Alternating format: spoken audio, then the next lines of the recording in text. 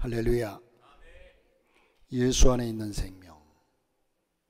예수 안에 있는 생명은 구원받은 생명이죠. 구원입니다. 그래서 이 구원이라고 하는 이 의미는 여러 가지가 있습니다. 이건 그 중에 가장 중요한 의미가 회복이죠. 아담과 하와에게서 잃었던 그 영혼을, 하나님의 형상을 다시 회복하는, 이것이 구원의 의미가 있는 것이죠. 사람들이 죄를 짓고서 사람들은 하나님께로부터 받은 고귀한 것들을 모두 잊어버렸습니다. 참 자유와 행복도 잊어버리고요, 한마디로 에덴 동산을 잊어버린 거 아닙니까? 하나님의 성품, 즉 하나님의 형상도 잃어버렸습니다. 하나님이 주신 영원한 생명을 잃어버렸습니다. 하나님과 교통할 수 있는 영적인 기능조차도, 통로조차도 잃어버렸습니다. 그러므로 참 좋은 것들을 다 잃어버렸습니다. 오늘 본문에 하나님께서 우리에게 영생을 선물로 주시는데 그의 아들, 즉 예수 안에 넣어주신다고 말씀하셨습니다. 예수 안에 영원한 생명이 있습니다. 예수 안에 생명이 있네. 예수 안에 생명이 있습니다. 따라서 우리가 예수님을 우리 안에 모시면 두말할 것도 없이 우리 안에 새 생명이 존재하게 되는 겁니다. 생명이 있는 사람과 없는 사람을 어떻게 구별할 수 있느냐? 오늘 말씀에서 한마디로 말씀하시는 것이, 하나님의 아들이 있는 사람에게는 영생이 있고 생명이 있고, 그러나 그 안에 하나님의 아들이 없는 사람, 예수가 없는 사람은 생명이 없다고 말씀하고 있습니다. 그러므로 예수 그리스도가 생명이라는 겁니다. 예수 그리스도가 우리의 영적인 생명, 예수가 복음이고 예수가 생명입니다. 할렐루야. 하나님께서 우리에게 생명을 주신다는 것은 무엇을 의미합니까? 예수님 안에 있는 생명은 또한 무엇일까요? 예수 믿는 이들에게 주어지는 영생은 또한 무엇일까요? 예수님이 우리를 위해서 십자가에서 피 흘리시고 우리의 모든 죄를 해결해 주셨습니다. 그리고 예수님을 믿는 모든 자에게 구원을 주십니다. 누구든지 예수님을 믿으면 새로운 피조물이 됩니다. 새로 지음을 받게 됩니다. 지금은 우리가 사순절을 지키면서 예수 그리스도에 대해서 좀 더 깊이 조명하고 예수님에 대해서 더욱더 깊이 묵상하고, 의뢰의 믿는 예수가 아니라 정말 예수 그리스도 그분이 어떤 분인가, 나를 위해서 무슨 일을 하셨는가, 내가 그분을 얼마나 가까이에서 믿고 따르고 있는가, 다시 한번 생각해 보는 기회가 되었으면 좋겠습니다. 하나님께서 본래 목적하셨던 참된 사람으로 우리를 다시 창조하시는 것이죠. 생명을 주신다는 것은 하나님께서 본래 지으신 모습대로 참 사람으로 회복시켜 주신다. 여러분, 하나님께서 아담을 만드시고 이름을 아담이라 붙였는데, 이 히브리어 아담이라고 하는 말은 사람이란 뜻입니다. 사람이란 말이에요. 그래서 아담아 하는 얘기는 사람아 하는 얘기예요. 그래서 참 사람, 타락하기 이전에 참 사람, 하나님이 창조하신 하나님의 형상을 가진 사람으로 회복시킨다는 거죠. 하나님께서는 우리에게 생명을 주셔서 본래 하나님이 창조하신 아름다운 사람으로 회복하시기를 원하십니다. 저와 여러분에게 영원한 생명이 있습니까? 여러분에게 예수 안에 있는 참 생명이 있습니까? 하나님이 예수님을 통해서 주신 생명으로 여러분은 본래 하나님의 형상을 회복하셨습니까? 여러분, 당연한 얘기를 자꾸 강조하니까 여러분들이 혹시 이단성이 있지 않느냐? 우리는 그런데 이단들이 너무 어떻게 보면 강조하는 부분들이, 이런 부분들이 없잖아 있습니다만은, 그러나 우리는 정말로 예수 그리스도 내 곁에 계신 줄 알았는데, 6월절 날에 성전에 제사로 갔던 마리아와 요셉이 당연히 자기들과 함께 있을 줄 알고 집으로 돌아오는데, 하룻길을 간 이후에 찾아보니까 예수 그리스도 그분이 없어요. 아들이 없습니다. 그래서 다시 하룻길을 가서 성전에서 찾았습니다. 우리는 마땅히 예수 그리스도가 내 속에 계시지 하고 착각하는 사람들이 많습니다. 자, 오늘 이 말씀을 몇 가지 생각해 보고자 하는 것은, 첫째는 영생은 생명성을 회복하는 겁니다. 영생은 생명성을 회복하는 것입니다. 미국의 오클라호마의 작은 마을에서 이런 일이 있었습니다. 이 마을에 주민들이 거의 교회를 나오고 예수를 믿었는데, 어느 날부터인가 이들이 점점 교회를 나오지 않고 교회는 텅텅 빕니다. 그러는 와중에 이 마을에 새로 오신 목사님이 부임을 하게 되는데, 이분은 도착하자마자 매우 의욕적으로 집집마다 신방 다니면서 이번 주일 예배에 나오라고 초청합니다. 그리고는 정성을 다해서 설교를 준비했습니다. 주일이 되자 이 목사님은 흥분된 가운데 성도들을 기다렸지만, 막상 예배가 끝났을 때까지 예배에 참석한 사람들은 몇 명 되질 않았습니다. 다음날 목사님은 그 지역의 신문에 조그만 광고란에 광고를 게재했습니다. 그 광고 내용이 뭐냐 하면, 교회가 죽었습니다. 따라서 담임 목사로서 장례식을 치르려 하오니 모두 참석해 주시기 바랍니다. 장례식은 이번 오는 주일 11시에 교회에서 진행됩니다. 성도들과 마을 사람들은 신문을 보고 모두 놀라서 의아해할 수밖에 없습니다. 이게 무슨 일인가? 그래서 주일이 되자 모든 마을 주민들과 동네 사람들이, 성도들이 교회로 몰려옵니다. 교회 강대상 위에는 관이 하나 놓여 있습니다. 그 외에는 아름다운 꽃이 장식되어 있고요. 목사님은 의식에 따라 장례식을 거행하였고, 그리고 하시는 말씀이 마지막으로 떠나시는 분에게 조의를 표하자고 했습니다. 조객들은 차례로 앞으로 하나씩 나와서 뚜껑이 열려진 관 안을 들여다봅니다. 그리고는 아주 송구스러운 표정으로 하나하나 물러납니다. 웬일일까요? 그 관 속에는 큰 거울이 하나 들어있었습니다. 시신이 들어있는 것이 아니라 거울이 들어있는데, 그 관을 들여다보는 사람마다 크기에 비춰지는 얼굴이 본인의 얼굴입니다. 자, 죽은 교회는 바로 자신이었습니다. 죽은 교회가 바로 자신이었습니다. 여러분, 살아있는 것은 아름답습니다. 정말 아름다워요. 봄이 되니까, 여러분, 제가 일부 예배 때도 그런 말씀을 드렸는데, 요즘 제가 이제 봄이 되니까 이 화단을 어떻게 가꿀까 하는 생각에서 나오면 이리저리 돌아보면서 계속 보는데, 엊그제 여기 이제 작약나무가 두 그루를 제가 사다 심은 게 있거든요. 근데 작년에 대가 올라가지고 꽃을 피우고 그 대가 그대로 말라 있었기에 그걸 이제 잘라주고, 자르면서 보니까 바닥에 벌써 새순이 이만큼 우미 터 올라와요. 얼마나, 여러분, 그것이 그렇게 조금 뼈쪽 올라온 것이, 그런데 그 생명력, 이걸 보면서 그렇게 아름답고 신기하고, 야, 저놈이 또 저렇게 그 추운 겨울을 지내고 저렇게 올라오는구나. 여러분, 나무 잎사귀 하나를 보더라도요, 이젠 이 추운 겨울을 지나고 우미 트고 싹이 터오르는 모습을 보면 얼마나 아름답습니까? 여러분, 그러므로 살아있는 것은 아름답습니다. 할렐루야. 죽은 것은 변질되지만 살아있는 것은 변화됩니다. 갈수록 변화돼요. 성장합니다. 잎을 내고 꽃을 피웁니다. 열매를 맺습니다. 그 안에 생명력이 있기 때문입니다. 여러분, 이 생명력이라는 것이 얼마나 소중하고, 생명력이 없으면 죽은 것 그 자체입니다.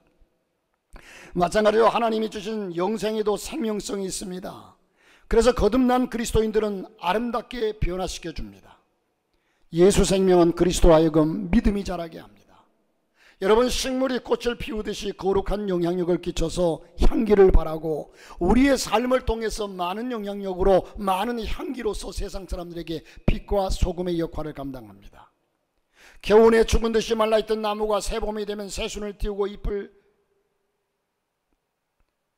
틔우기 시작합니다. 아주 아름답게 변합니다. 앙상한 가지만 있던 그 가지가 아주 아름답게 변합니다. 온갖 아름다운 빛깔의 꽃을 피우고 향기를 발하게 됩니다. 나중에는 여러분 열매도 주렁주렁 맺을 것입니다. 이게 생명의 힘입니다.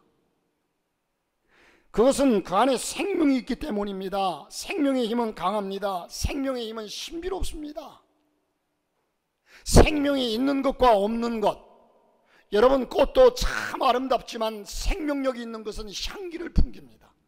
생명이 없는 것은 아무리 좋게 아름답게 만들어 놓아도 그것은 향기가 없습니다. 여러분, 저와 여러분의 신앙이 살아있는 예수의 생명을 소유한 생명력 있는 신앙 되시기를 주 이름으로 축복합니다. 겉모양만 신앙인이 아니라, 성경 들고 교회 다니니까 겉모양만 신앙이 아니라 내 속에 예수의 생명이 있어서 나가서 예수의 생명을 전하고 나로 통해서 예수 그리스도의 빛을 발하고 예수 그리스도의 향기를 나타내는 하나님의 사람들이 되시기를 바랍니다. 생명력이 있어야 합니다. 살아있는 것은 성장할 뿐만 아니라 충분히 성장하며 열매를 맺습니다. 번식을 합니다. 생명력은 열매를 통해서 아주 넓게 확산되어 갑니다. 지구상에 한때 무서운 힘을 과시하던 모든 것들 중에 번식력이 약한 것은 이미 멸종되고 남아있지 않습니다. 그러나 약한 것들 중에서도 번식력이 강한 것은, 생명력이 강한 것은요, 여전히 존재합니다. 우리 안에 생명이 있다면 성장할 뿐만 아니라 우리의 삶을 통해서 열매를 맺어야 합니다. 계속 번식해야 합니다. 육체적인 번식을 잘해야 되지만 영적인 번식도 잘해야 합니다. 하나님은 우리가 강한 생명력으로 세상을 정복하기를 원하십니다. 여러분, 페르시아의 유명한 대왕이었던, 또한 장군이었던 다리우스 황제가 구라파 침략을 하면서 첫 번째 치렀던 전쟁이 알렉산더 대제가 거느리는 그 군대와의 대전이었습니다.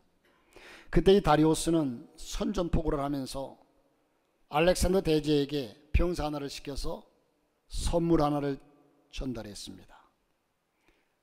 선물이라기보다도 이것은 선전포고였습니다. 그것은 이젠 고소하게 냄새나는 잘 볶아진 참깨 이젠 한 자루를 그 부대에 보냈습니다. 이 의미는 뭐냐 하면, 우리의 군대는 이렇게 많다. 그러니 손들고 항복해라. 너희들은 승산이 없다. 이런 의미로 보낸 겁니다. 이 고소하게 냄새나는 깨가 가득 들어있는 이 부대를 받은 알렉산더 대제는 거기에 대한 답장으로 작은 봉투에다가 씨 하나를 넣어서 다리우스에게 보냈습니다. 그 씨가 뭐냐면 바로 겨자씨였습니다. 눈에 보일 듯 말 듯한 작은 씨를 하나 보냈는데 그 뜻이 무엇이냐? 우리가 작다고 무시하지 말라. 우리는 놀라운 생명력을 가지고 있다. 우리는 너희들을 맞이할 준비가 되어 있다.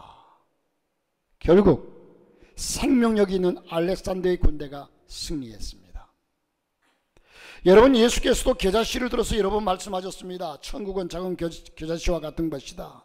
만일 작은 겨자씨만한 믿음만 있어도 거기에서부터 역사는 시작될 것이라는 겁니다.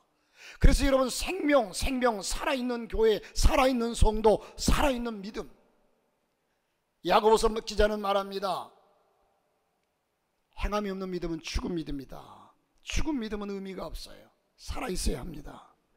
여러분, 지금 봄이 되니까 모든 만물이 이젠 다시 새싹을 피우려고, 우리가 분위기를 봐도 뭔가 모든 만물이 새롭게 변화되는 모습을 벌써 느낌이 옵니다. 그 추운 겨울을 지냈는데, 그런데 그 속에서도 살아있기 때문에, 생명력이 있기 때문에, 그러나 폭풍 한설에 부서지고 추위에 얼어 떨어지고 이랬던 것들은 아무리 따뜻한 봄이 오고 여름이 와도 소식이 없습니다. 메마른 가지채로 소식이 없어 바람 불면 꺾어지고 부러져 어디론가 사라지고 맙니다. 그러나 여러분, 그 모든 것을 이긴 생명력이 있는 것은 다시 한번 발동하고 다시 한번 회복되는 역사가 있습니다. 여러분, 예수 믿으십시오라는 말 한마디로 사람의 마음속에 예수가 들어오고, 교회가 세워지고 복음이 전해집니다. 그래서 하나님의 나라가 지구상에 가득하고 마침내 하늘을 찌르는 큰 나무처럼 무성하게 되고, 그래서 세계의 모든 민족이 예수 그리스도의 나무에 찾아와서 거기서 쉼을 얻고 안식을 얻고 구원을 얻고 치료를 얻고 삶의 새로운 희망을 얻는다는 것입니다. 많은 선교사들이 이 한국에 들어와서 복음을 전했지만, 그러나 첫 번째 이젠 장로교 선교사와 또한 감리교 선교사 아펜젤러, 언더우드 아펜젤러 두 선교사가 와서 복음을 전했고, 이젠 다른 의료 선교사들도 이젠 직접 간접적으로 많이들 들어왔지만, 그러나 저들이 들어와서 전한 복음이 이 대한민국을 복음화시켰고 새로운 역사를 기록했습니다. 우리는 한두 주 전에 부흥회를 했습니다. 많은 사람들이 참석해서 은혜를 받았습니다. 은혜를 받았다는 것은 무슨 뜻입니까? 진리를 깨닫고 진리를 듣고 깨달았다는 말입니다. 우리는 그것으로 끝이 나면 안 됩니다. 부흥회는 이제부터 시작입니다. 부흥이 이루어져야 합니다. 여러분, 다시 말해서 우리가 생명력이 있어서 이 생명체에서 싹이 트고 자라나면 때가 되면 꽃이 피어야 하고, 꽃이 피면 열매까지 맺어야 합니다. 이것이 부흥입니다. 이제부터 우리의 삶의 변화가 나타나야 합니다. 영적인 성장이 나타나야 합니다. 열매가 주렁주렁 맺혀야 합니다. 그래야 부흥회를 잘한 거죠. 내 심령에 부흥이 일어나야 한다는 겁니다. 예수 생명이 여러분 안에서 역사해서 하나님이 주신 참사랑으로 회복하고 아름답게 성장해서 왕성하게 번성하시기를 주의 이름으로 축원합니다. 두 번째로는 영생은 하나님의 형상을 회복하는 겁니다. 하나님의 형상, 창세기 1장 27절 말씀에 하나님이 자기 형상 곧 하나님의 형상대로 사람을 창조하시되 남자와 여자를 창조하시고 사람이 만물보다 존귀한 것은, 자, 이렇게 창조하셨다고 말씀했는데, 여러분, 사람이 만물보다 존귀한 것은 하나님의 형상대로 지음받았기 때문입니다. 성경의 모든 만물이 하나님께서 창조하셨지만 하나님의 형상대로 창조받은 것은 우리 인간밖에 없습니다. 그러므로 귀합니다. 동물에게도 하나님의 형상을 허락지 않으셨습니다. 하나님의 형상이 무엇을 뜻하는 걸까요? 하나님의 속성입니다. 하나님의 인격입니다. 하나님께서는 사랑도 하시고 거룩하시며 공의롭게 심판하십니다. 하나님의 형상의 대표적인 면을 우리는 거룩과 사랑에서 찾을 수 있습니다. 하나님은 거룩하신 분이시고 하나님은 사랑이 많으신 분이십니다. 하나님은 죄를 미워하십니다. 그러므로 하나님은 죄를 짓지 않으십니다. 하나님의 형상을 회복한다는 것은 죄와의 싸움에서 승리하고 거룩한 삶을 사는 새 사람으로 변화되는 것을 의미합니다. 또한 하나님의 사람은 너무너무 크고 위대합니다. 원수까지도 품으시기 때문입니다. 한두 사람이 맞추지 않고 온 인류를 다 품으시는 사랑입니다. 하나님은 사랑하는 상대를 위해서 아주 비싼 값을 지불하시기까지 하셨습니다. 하나밖에 없는 독생자 예수 그리스도를 우리를 위해서 지불하셨습니다. 우리가 생명을 회복하고 사람됨을 회복한다는 것은 사랑을 회복하는 겁니다. 진정한 사랑을 회복하는 겁니다. 하나님의 영상을 본받아서 진실한 사랑을 하고 위대한 사랑을 실천할 때에 우리는 진정한 사람됨, 하나님께서 창조하신 사람됨을 회복하였다고 말할 수가 있죠. 어떤 그리스도인이 결혼해서 아내와 함께 단란하게 아주 행복하게 잘 살았습니다. 그런데 아내에게 남편은 시어머니를 모실 것을 제의했고 아내도 흔쾌히 받아들였습니다. 그런데 세월이 지나가면서 문제가 생겼습니다. 뭐가 문제겠어요? 고부간의 갈등이죠. 그래서 시어머니는 시어머니대로 며느리는 며느리대로 서로 보지 않겠다고 하면서 며느리는 며느리대로 시어머니를 모시지 않겠다는 겁니다. 남편은 아내를 달래보았지만 허사였습니다. 부부간이 다투고 결국은 이혼에 이르기까지 치닫게 됩니다. 문제가 뭡니까? 왜 여기까지 오게 된 겁니까? 한마디로 얘기하면 결국 사랑입니다. 사랑이 부족하기 때문입니다. 사랑은 허다한 죄를 덮는 이라고 했습니다. 상대방의 모든 것을 덮어주고 감싸주는 것이 사랑입니다. 사랑한다면 시어머니를 모시는 것을 의무로 강요하지 않았을 겁니다. 따뜻한 사랑으로 상처받은 아내의 마음을 녹여줘야 했습니다. 그래서 내 어머니를 사랑할 수밖에 없도록 충분히 사랑하고 얼어붙은 마음을 녹여 주었어야만 합니다. 사랑한다면 울타리가 되어 줘야 합니다. 또 시어머니도 유교적인 관습으로 일방적으로 명령하고 억누르면 안 됩니다. 사랑하면 상전처럼 군림할 수도 없습니다. 며느리도 남편에게도 잘 해야 하지만 남편을 낳아 길러준 시어머니에게 감사한 마음으로 사랑으로 마음을 다해야 또 섬겨야 합니다. 서로가 이렇게 사랑하는 마음이 있다면 문제될 게 없습니다. 그런데 사랑이 식어졌습니다. 사랑이 식어지니까 허물만 보입니다. 미워지기 시작합니다. 모두의 마음에 사랑이 결핍되기 때문에 갈등이 빚어지는 겁니다. 여러분, 사랑은 달콤한 것 그런 거 아닙니다. 남녀 간의 이런 이성적인 사랑, 이게 아니라 아가페적인 사랑, 내가 덮어주는 사랑, 내가 속이 쓰려도 내가 힘들어도 그를 위해서 감싸주는 사랑. 어머니가 자식을 위해서 이젠 손해보면서도 때로는 마음이 아파도 그를 감싸주고 뒷바라지하는 사랑.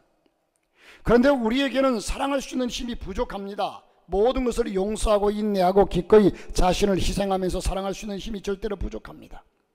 그래서 관계의 위기를 겪습니다. 가정이 깨어집니다. 서로 상처를 주고받습니다. 불행하게 됩니다. 어떻게 하면 좋습니까? 예수 안에 있는 생명을 소유해야 합니다. 하나님이 꿈꾸시던 참 사람됨을, 진정한 사랑이 있는 참 사람됨을 회복해야 된다는 겁니다. 하나님이 처음 지으신 대로 하나님의 형상을 회복하면 하나님이 사랑의 능력을 우리에게 허락하십니다. 영생을 소유하면 무엇보다도 우리의 마음에 사랑이 회복됩니다. 진정한 우리 마음속에 사랑이 회복될 때에 우리는 진정한 하나님의 형상을 회복했다고 얘기할 수가 있습니다. 가장 가까운 가족부터 사랑하게 됩니다. 가까운 사람들을 하나님의 사랑으로 섬기게 됩니다. 예수님처럼 사랑하게 됩니다. 그러므로 여러분, 하나님의 형상을 회복됨으로 여러분이 진정한 사랑을 가지고 여러분의 일평생 삶이 행복하시기를 주님의 이름으로 축복합니다. 세 번째로는 영생은 영성을 회복하는 것입니다. 창세기 2장 7절에 여호와 하나님이 흙으로 사람을 지으시고 생기를 그 코에 불어넣으시니 사람이 생명이 된지라. 사람이 생명이 된지라. 하나님의 영이 있어야 합니다. 여러분, 하나님께서는 흙으로 사람을 빚으신 뒤에 사람의 코에 생기를 불어넣으셨습니다. 그러자 하나님처럼 영적 존재가 된 겁니다. 사람이 영성을 갖지 않으면 짐승과 별반 다른 점이 없습니다. 짐승은 영이 없어요. 아무리 잘생기고 똑똑해도 짐승은 영이 없습니다. 오직 인간만이 영적인 존재입니다. 하나님께서는 어떤 짐승에게도 영성을 주시지 않았고 사람에게만 주셨습니다. 그런데 사람들은 죄를 범하고 영성을 상실해 갑니다. 그러면서 사람됨도 상실해 가고 있지요. 하나님께서는 참 사랑을 회복시키고자 성령님을 보내주셨습니다. 하나님의 아들인 예수 그리스도를 통해서 성령님을 그의 심령 속에 모실 때에 하나님의 영이 회복되는 겁니다. 살아있는 영적인 존재로 회복되는 겁니다. 그러면 하나님께서는 사람답게 살지 못했던 우리 인생들의 모든 죄를 예수 그리스도 안에서 용서해 주시고 성령님을 통해서 우리 심령을 새롭게 하시고 참 사람으로 살아갈 수 있는 능력과 지혜를 공급해 주십니다. 여러분, 우리가 그저 성경 들고 교회에 나오니까 나는 마땅히 예수의 생명을 소유한 사람이라고 생각할지 모르지만 우리의 생명에도 건강한 생명이 있고 병든 생명이 있고요, 죽어가는 생명도 있습니다. 여러분, 엊그제 뉴스에 보니까, 여러분 나이 든 분들은 아시지만 젊은이들은 잘 모르게 대도 조서영이 십수년의 형을 마치고 나와가지고 또 강도짓을 하다가 잡혀 들어가기를 몇 번씩 했어요.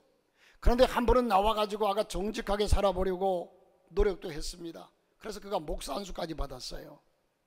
그런데 80이 넘은 그가 아직도 그 버릇을 못 버리고 또 남의 것을 훔치고 다시 1년 몇 개월 형을 받고 수감되었다고 해요. 여러분, 본질적으로 그가 예수 그리스도를 진정으로 영접한 사람이 아닙니다.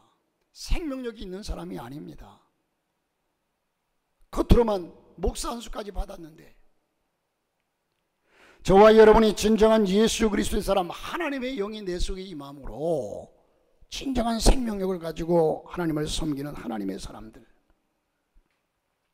성경은 너희의 허물과 죄로 죽었던 너희를 살리셨도다. 에베소 2장 1절에 그렇게 말씀을 합니다.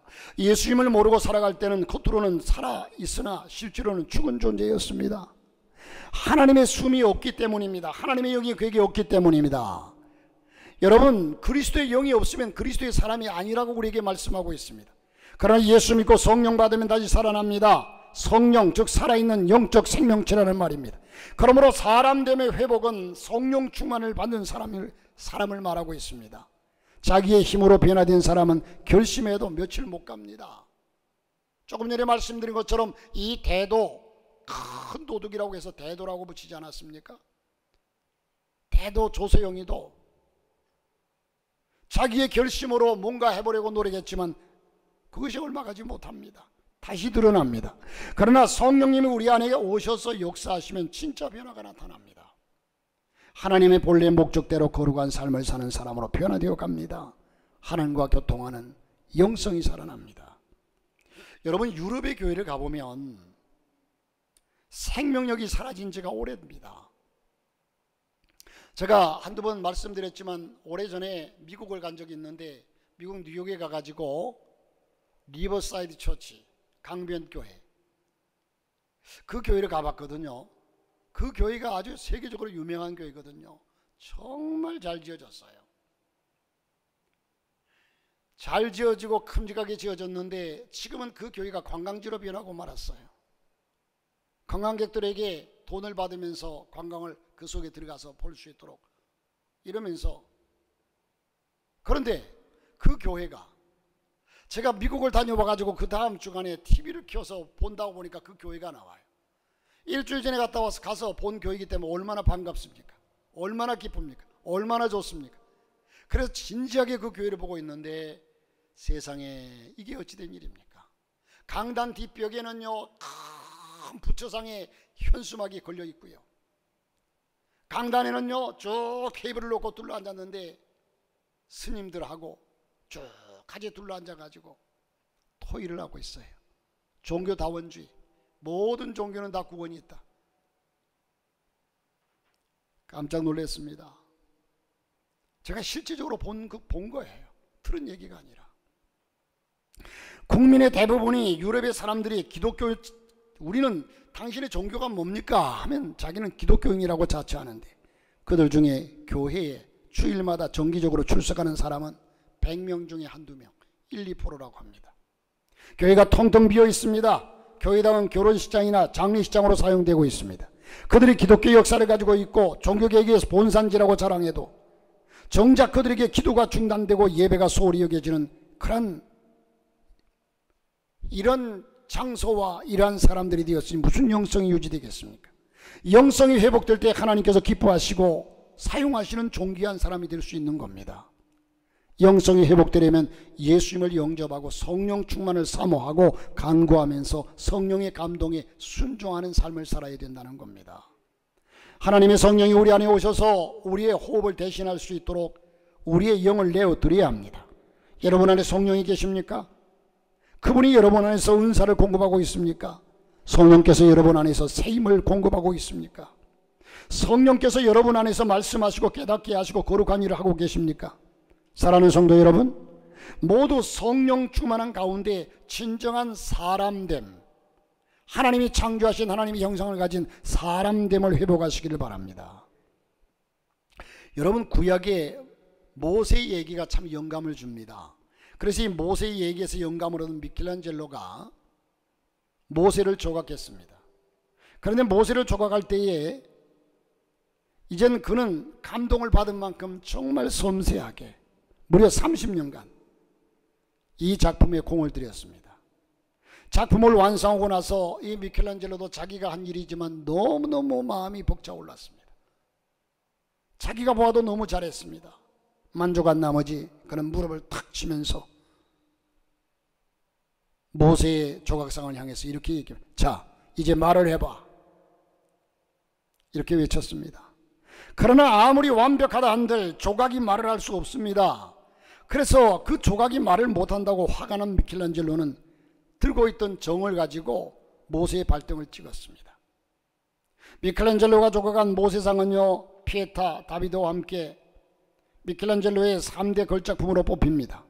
수많은 관광객들을 불러 모으는 훌륭한 작품이지만 생명을 불어넣을 수 없었기에 미켈란젤로를 만족시키지 못했다고 합니다. 그래서 미켈란젤로는 자신의 걸작품에도 만족을 할 수 없었고, 지금 산피에트로 빈콜리에 있는 이 조각상의 발등에는 지금도 작은 상처가, 정에 찍힌 상처가 남아있다고 합니다. 여러분, 인간은 생명을 창조할 수 없습니다. 아무리 외형은 아름답게 만들어도 그 속에 생명을 창조할 수 없습니다. 더구나 죽은 영혼에게 생명을 주는 것은 더욱 불가능한 일입니다. 그러나 예수님은 나는 길이요 진리요 생명이니 나로 말미암지 않고는 아버지께로 올 자가 없다. 예수만이 길입니다. 예수만이 진리입니다. 예수만이 생명입니다. 누가 뭐래도 예수 그리스도. 죄로 말미암아 죽은 영혼에 생명을 주실 수 있는 분은 오직 예수님이십니다. 여러분 안에 이 생명이 있습니까? 예수님 안에 있는 생명, 영원한 생명이 있습니까? 무엇보다 생명을 소유해야 합니다. 여러분, 죽고 난 뒤에 무슨 의미가 있겠습니까? 육체적으로도 그래서 우리는 건강을 많이 신경 쓰고 하지만 생명이 소중합니다. 생명이 있어야 성장하고, 예수의 생명, 영적인 생명이지요. 거룩한 변화가 일어납니다. 생명이 있어야 열매를 맺게 됩니다. 생명이 있어야 하나님의 영성을 회복할 수 있습니다. 생명이 있어야 영성이 회복되고 하나님과 깊은 교제를 나눌 수 있습니다. 여러분의 가정과 학교와 직장에 거룩한 영향을 끼칠 수 있게 저와 여러분이 영적인 생명력을 가지시길 바랍니다. 여러분의 인생이 행복하고 아름다워집니다. 여러분 모두가 예수 안에 들어가서, 예수 그리스도가 여러분 안에 들어와서 볼지어다 내가 문 밖에 서서 문을 두드리노니 누구든지 내 음성을 듣고 문을 열면 나는 그에게로 들어가 그로 더불어 먹고 그는 나로 더불어 먹으리라. 주님과 더불어 사는 삶, 여러분의 인생이 참으로 하나님이 주시는 온갖 아름다운 복을 누리며 승리하는 삶이 될 수 있기를 주님의 이름으로 축복합니다.